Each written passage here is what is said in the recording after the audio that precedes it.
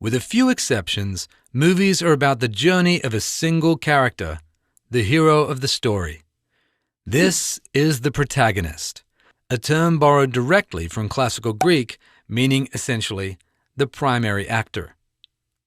While the protagonist is usually the most memorable part of a story, they're rarely the first thing the writer thought of. Typically, the story comes first, and then the writer conceives of a hero that best fits the story. So your protagonist needs to make sense for your story. They need to be able to believably overcome the challenges presented by the movie's premise. Can the insurance salesman, completely untrained in hand-to-hand combat, really take on an army of ninjas? Only if the structure of the story allows sufficient time for him to develop the internal resolve and physical battle skills, or he falls into a cauldron filled with the remnants of a witch's failed magic potion. So how do you choose the best protagonist for your story? You find the person who offers the most conflict in the situation. Creating a political thriller? You probably don't want to go with a seasoned congressman. He's better used as cannon fodder during the second act.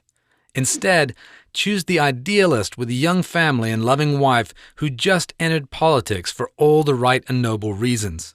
When he clashes with the political system, there'll be fireworks, marital discord, and existential crisis. Furthermore, the hero should be someone we can easily identify with. So, even if your protagonist is a mad scientist, he should be a mad scientist struggling to be a son his father is proud of, or a father his son wants to spend time with, or a husband in conflict with his wife. The hero's occupation may be foreign, but the primal identity has universal appeal.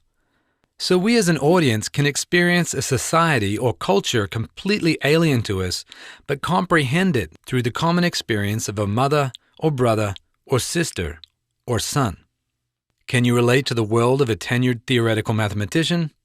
Probably not. But a theoretical mathematician with mummy issues? Sure. If not from personal experience, then from the experience of someone you know. Now, one of the hallmarks of a good protagonist is desire. Desire is at the center of your story. It's what propels your protagonist and the story surrounding her forward. The object of desire can be external or internal. The young man pursuing his dream girl is a clear external desire. The young man fighting his cowardice to become the kind of man who can get the girl, that's an internal desire. Good stories have contradictory desires, often one external, one internal. The sheriff needs to bring a thief to justice, but he's also desperate to reconcile with his daughter, the thief's girlfriend. And in the best stories, the internal desire is an unconscious one. The broken-hearted widower has finally found a woman to be a mother to his children, but he unconsciously sabotages the relationship, driven by a sense of responsibility for his wife's death. Now, desire is no use without the ability to act on it. That ability is what we typically call willpower.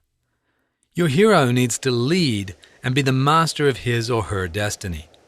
A hero who's told by others what to do is no hero at all. And if outside events consistently orchestrate the course of a hero's life, then the audience will find him impotent and unsatisfying. Next, creating a good protagonist is all about creating empathy. It's so significant a topic, Blake Snyder named his whole book on scriptwriting after it, Save the Cat. It's one thing to have sympathy for a character, it's another to have empathy. Sympathy is what occurs when an audience has an emotional response to what's happening to a character. The hapless, clueless, slapstick fool we can sympathize with. When he gets hit by the 4x4, we cringe. When he uses his winning lottery ticket as a napkin, we're stunned by what his foolishness just cost him. We pity him. Empathy is what occurs when an audience identifies with the character. They see themselves in the circumstances and personality of the protagonist. When we see the struggling single mother miss the job interview because she couldn't find a babysitter, yes, we pity her, but if the screenwriter's done their job right, we identify with her. The injustice of being penalized for trying to do right is a common human experience. Sympathy will move an audience. Empathy will hold them in their seats. And a story with great empathy will stay with them long after they've left the theater. We laugh at the fool, but we cry with the single mother. It's important we identify with even the most despicable of central characters, and as mentioned, the title of Blake Snyder's famous book, Save the Cat, refers to this.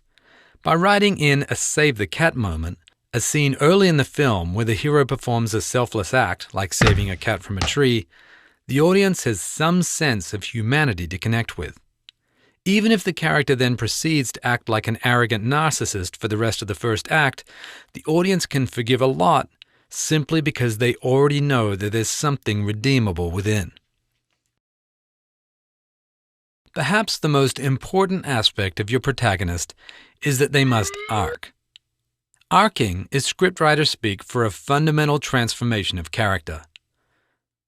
The callous Wall Street tycoon discovers that the love of a child is more valuable than all the riches they've accrued. The mayor discovers that personal integrity is worth the ultimate sacrifice of his life. The brilliant but pragmatic scientist discovers that beauty transcends what can be measured in a test tube. And it's not just the protagonist. Any character you give dimension to should arc. The change doesn't have to be as dramatic as it is for the protagonist, but we should still see a chapter turn in their lives by the end of the film. The goofy, lonely uncle finds happiness with a goofy female counterpart. The tough bodyguard finds his softer side by joining the ladies' knitting club. The mistreated flower girl is given the money she needs to start her own flower stand. In fact, now that we've brought up the subject of other characters, let's take a look at designing the rest of our cast.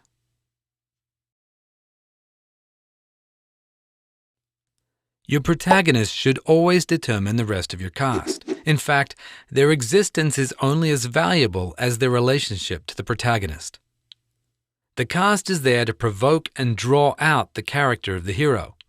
When the guy in the sports car takes a woman's parking spot, does she sigh and quietly look for another spot?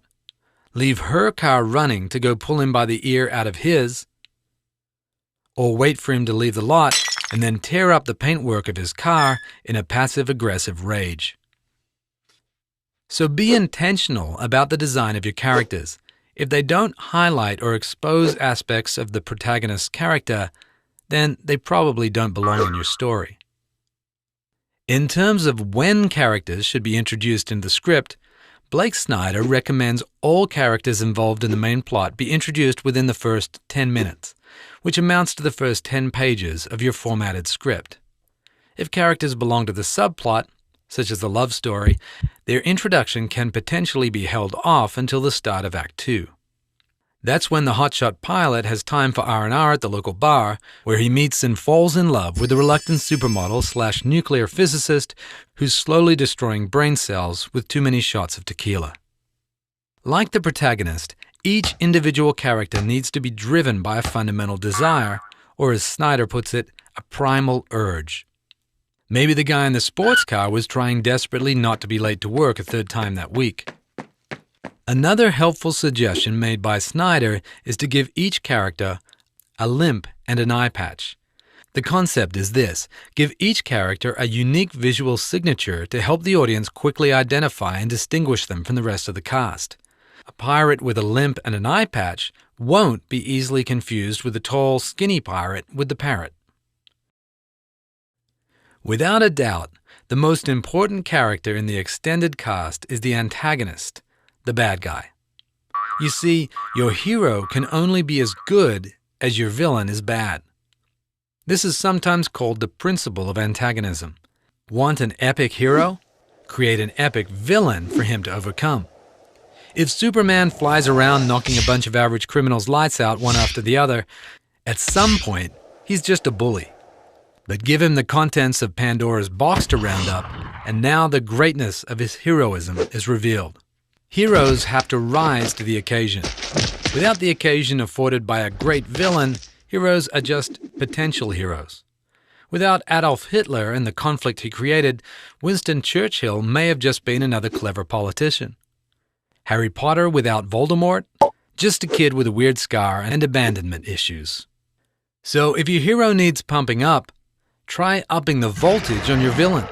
Your hero will then be free to rise to even greater heights. Oh, and while you're in there tinkering with the villain's psyche, give her real motives, just like the protagonist. She's not out to rule the world just because she wants to live up to the arch-villain stereotype. No, she wants to rule the world to prove to James Parker from the 8th grade science class that she really was worth taking to the dance.